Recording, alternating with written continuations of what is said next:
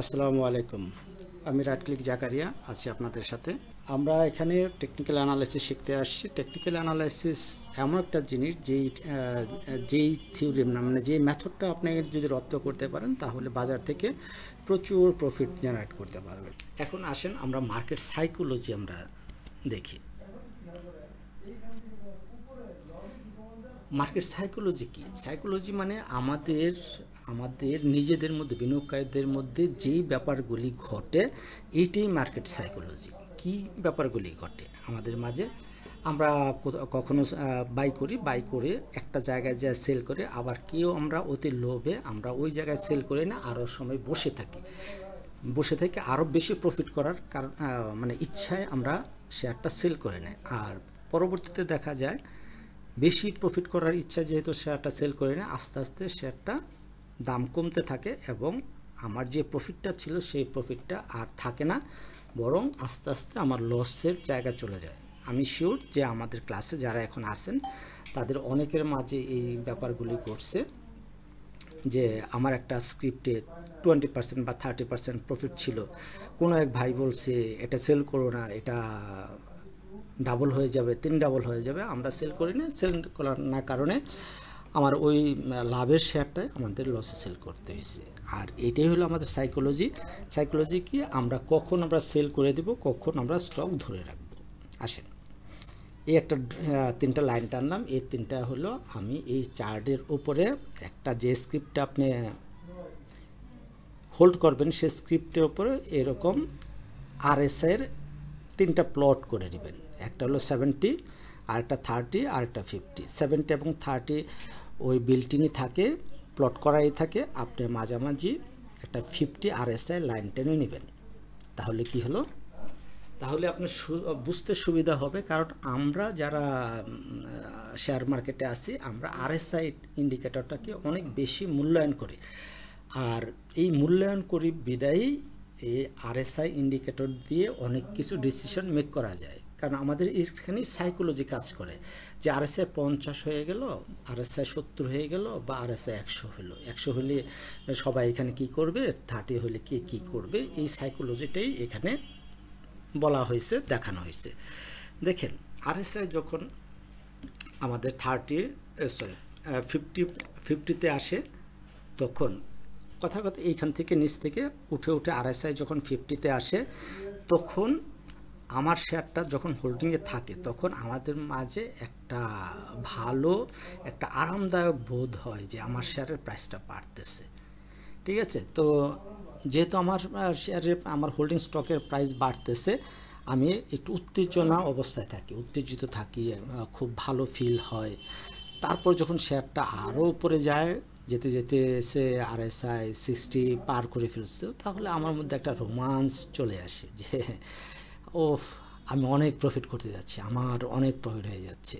ঠিক আছে? এইভাবে যেতে যেতে যখন আরএসআই 70 ক্রস করে ফেলে, তখন আর আমার উচ্ছ্বাস আর থামে না যে আমরা হিউজ প্রফিটে আছি, আমার স্টক প্রায় ডাবল হয়ে গেছে। ঠিক আছে না? আর তখন আমরা কি বলি যে I am very pleased with my investment. মানে আমরা এতটাই প্লিজড হয়ে যাই মার্কেটের ওপর, এতটাই আমরা প্লিজড থাকি যে আমরা অনেক উচ্ছ্বাস করি যে আমি ইনভেস্ট করছি, আমি অনেক প্লিজড। বাট এই যে উচ্ছ্বাস, এই যে আনন্দ, এই আনন্দটা বেশিক্ষণ থাকে না। না থাকার কারণে পরবর্তীতে কী হয়, যখন শেয়ারটা দাম কমে যায় তখন আমাদের সেই আনন্দটা মাটি হয়ে যায়। তাহলে আমাদের এই জায়গাতে আমাদের করণীয়টা কী? করণীয়টা হলো আরএসআই যখন 70-র উপরে যাবে আপনার হোল্ডিং স্টক, তখন আপনি শেয়ারটা সেল করে দেওয়ার জন্য প্রস্তুত থাকবেন। ওকে, সেল করে দেওয়ার জন্য প্রস্তুত থাকবেন। বাট সেল কখন করবেন সেটা বলবো, তবে একটু বলি। সেটা হলো সেল তখনই করব যখন আপনার প্রাইস অ্যাকশন বলবে সেল করে দিতে। প্রাইস অ্যাকশন কি? প্রাইস অ্যাকশন হলো যে আরএসআই 70-এর উপরে যাওয়ার পরে দেখা গেল যে প্রাইস ওখানে বাড়তেছে, বাট ওখানে দেখা গেল যে বিভিন্ন ক্যান্ডেল প্যাটার্ন তৈরি করছে, যেটা সেল ক্যান্ডেল প্যাটার্ন বলি আমরা। মানে সেলিং সেলিং আসতেছে, সেলিং মানে যে এখানে সেল প্রচুর সেল আসতেছে, আর প্রচুর সেল আসলে কি হয় ওখানে দেখা যাবে আপ ট্রেন্ডে একটা শেয়ারে ওই শুটিং স্টার দেয়, অথবা ডোজি ক্যান্ডেল দেয়, অথবা একটা piercing line, sorry dark cloud cover candle pattern করে, এই ধরনের কিছু ক্যান্ডেল প্যাটার্ন করে, যে প্যাটার্ন দিয়ে আমরা বুঝতে পারি এইখানে মানুষ বা বিনিয়োগকারীরা প্রফিট লক করতেছে, অথবা আরএসআই ডাইভারজেন্স হয়। তো এই সমস্ত প্যাটার্ন যখন আমাদের হবে তখন আমরা ওই শেয়ারে আর থাকবো না, আমরা প্রফিট লক করে দেব এবং পুরোপুরি লক করে দেব। আর আরএসআই 30-র উপর মানে কি হলো, ওভারবট জোন, মানে এই জোনটাতে এত বেশি বিক্রি মানে বাই হয়েছে, এত বেশি মানুষ বিনিয়োগকারী এত বেশি লোড নিয়েছে, যেই কারণে এইখানে আর ডিমান্ড তৈরি হয় না। ডিমান্ড তৈরি হয় না মানে এখানে এখন যেহেতু ডিমান্ড আর নাই, সবাই তো লোড করে বসে আছে, এখন যেহেতু ডিমান্ড তৈরি হয় না, তাহলে এখানে কি হবে, সাপ্লাই চলে আসে। আর সাপ্লাই যখন চলে আসে তখন কিন্তু প্রাইস কমতে থাকে। তাহলে এই জন্য আমরা 70-র উপরে প্রাইস গেলে, মানে আরএসআই 70-র উপরে গেলে আমরা কি করব, শেয়ার সেল করার জন্য প্রস্তুত থাকব। আর সেল কখন করব, সেল তখনই করব যখন আমাদের প্রাইস ক্যান্ডেল মানে প্রাইস অ্যাকশন আমাদেরকে সেল করতে বলবে, তখন আমরা সেল করব। ওকে, তারপরে যখন শেয়ারের দামটা কমে কমে আরএসআই 70-র নিচে চলে আসে, তখন আমাদের মধ্যে আমরা যারা এইখানে আমরা সেল করি নাই, এত উপরে যখন আমরা সেল করি না, কথা এই জায়গাতে আমাদের শেয়ারের প্রাইসটা 100 টাকা, 100 টাকা আমরা সেল করি নাই, না করার কারণে শেয়ারের প্রাইসটা যখন কমে কমে 70-র নিচে চলে আসে, তখন আমাদের কাছে মনে হয়, কি মনে হয়, যে it is only a temporary down trend, I am it for long term, মানে আমি এই শেয়ারটা অনেক দিনের জন্য ধরে রাখবো, এটা টেম্পোরারি একটা ডাউন ট্রেন্ড, এই শেয়ারটা এখান থেকেই উঠে যাবে। এই রকম আমাদের চিন্তাধারা আসছে মনে, এই কথাগুলি আসে। কিন্তু আপনি যেহেতু অ্যানালাইসিস শিখতেছেন, অ্যানালাইসিস জানেন, তাহলে আপনার এই যে এই চিন্তাটা আপনার মনে আসবে না, আজকের পর থেকে এই মনে আসবে না, আপনার মনে এইখানেই আসবে, এইখানে যখন 70-র উপর যাবে তখনই আপনার মনে আসবে যে শেয়ারটা আমাকে সেল করে দিতে হবে। সেল করে দেওয়ার জন্য আমার প্রস্তুত থাকতে হবে এবং উপযুক্ত সময়টা নির্বাচন করতে হবে, যে কোন সময়টাতে শেয়ারের প্রাইসটা কোন লেভেল পর্যন্ত গেলে আমি সেল করে দেব। তার মানে 100 টাকার লেভেলটা গেছে, এখানে আমাদের সেল ক্যান্ডেল প্যাটার্ন তৈরি হয়েছে, আমরা শেয়ারটা সেল করে দিয়ে বেরিয়ে যাব। তাহলে আর এই জায়গায় আর শেয়ারটা আসলো আমাদের হাতে শেয়ার থাকবে না, আমাদের আর আফসোস করার লাগবে না যে শেয়ারের এটা ট্রেন্ড একটা সাময়িক ডাউন ট্রেন্ড, এটা উঠে যাবে, এরকম আর হবে না। সো এখান থেকে শেয়ার প্রাইসটা যখন কমতে থাকে, মার্কেট পড়তে থাকে, তখন আমাদের বিনিয়োগকারীরা যারা উপরে এই জায়গাতে আমরা সেল করি না, তাদের মনে দুশ্চিন্তা শুরু হয়ে যায়, দুশ্চিন্তা আস্তে আস্তে বাড়তে থাকে। কারণ আমরা 100 টাকায় শেয়ারটা সেল করি নাই, আমরা তো অবশ্যই শেয়ারটাকে এখানে 60 টাকায় বা 65 টাকা আমরা শেয়ারটা সেল করব না, কারণ এখানে 100 টাকা থেকে এখানে 65 টাকা, মানে আমাদের 35% প্রফিট কমে গেছে। তো তারপরও শেয়ারটা ধরে রাখতেছে, ধরে ধরে যখন 50 টাকা মানে আরএসআই 50 টাচ করে ফেলে, তখন আমাদের মনে ভয় ঢুকে যায় যে এই শেষ, আর তো শেয়ারের দাম বাড়বে না। তখনই কি হয়, আমরা ভয় পেয়ে যায় শেয়ারটা সেল করার জন্য মরিয়া হয়ে ওঠে, শেয়ারের প্রাইস কমতেছে, আমরা শেয়ারটা সেল করার জন্য মরিয়া হয়ে যায়। তারপরে অ্যাটলিস্ট যখন শেয়ারের প্রাইসটা কি করে আরএসআই 30-র নিচে চলে আসে, তখন আমাদের মনে আতঙ্ক সৃষ্টি হয় যে গেল কি গেল, মার্কেট গেল। এই যে আমাদের আতঙ্কের দিনগুলি আমরা ইতিমধ্যে আমরা পার করে আসছি। আমাদের ইন্ডেক্স প্রতিদিন পরে পড়তে ইন্ডেক্স আমাদের কত, ওই 5479 পর্যন্ত ইন্ডেক্স আমাদের নামছে। তাহলে এই যে 6000-6000-এর নিচে যখন ইন্ডেক্স আসছে, আমরা তখন মরিয়া হয়ে গেছি শেয়ার সেল করে দেওয়ার জন্য।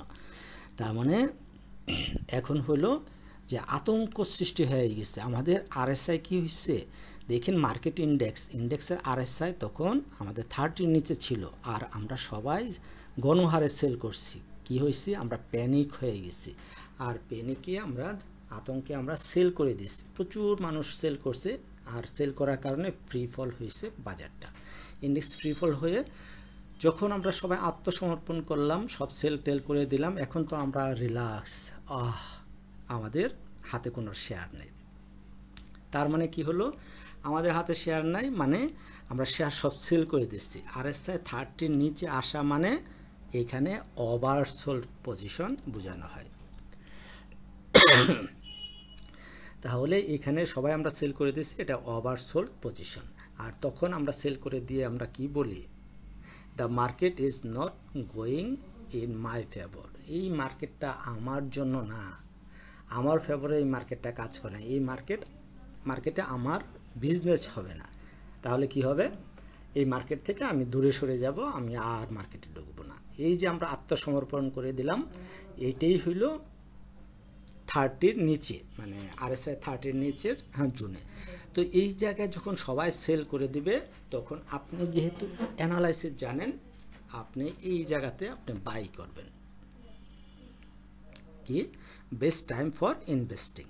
তাহলে কোনো একটা স্টকের RSI যখন কমতে 30-র নিচে এসে কি হয়, 20, 15, 10 এইরকম কিছু হয়ে যায়, তখনই হলো গুড ফান্ডামেন্টাল স্টকগুলি বাই করে বসে থাকা। এই যে এই সময়ে আমাদের রিসেন্ট যে টাইমটা যাচ্ছে বা ইমিডিয়েটলি যে টাইমগুলি আমরা পাস করব, দেখবেন এত ভালো ফান্ডামেন্টাল শেয়ারগুলি প্রাইস একবারে তলানিতে আছে, 2 ইয়ার্স বা 3 ইয়ার্সের বটমে আছে, 3 বছরের মধ্যে এত নিম্ন দামে আসে নাই, বা 2 বছরের মধ্যে এত নিচের দামে আসে নাই। ইভেন দেখেন যে 1 বছর 52 ইয়ার্স লোতে আছে, ম্যাক্সিমাম স্টকগুলি 52 উইকস লোতে প্রাইস অবস্থান করতেছে। তাহলে এখনই আমাদের সময় যে ফান্ডামেন্টাল স্টক বাছাই করে আমাদের লং টার্মের জন্য কিছু ইনভেস্টমেন্ট করা। তাহলে কি করতে হবে, আমাদের ইনভেস্টমেন্ট কিছু ধরন চেঞ্জ করতে হবে। আমাদের পুঁজি, যে পুঁজিটা আছে সেই পুঁজিটাকে আমরা ভাগ করে নেব। কীরকম, 3-এর 1 পুঁজি আমরা রাখবো কি করতে, যে লং টার্মের জন্য। তার মানে এই এখনই সময় ইনভেস্টমেন্টের জন্য আমরা 3-এর 1 পুঁজি আমরা লং টার্ম ইনভেস্টমেন্টে আমরা ব্লক করে দেব।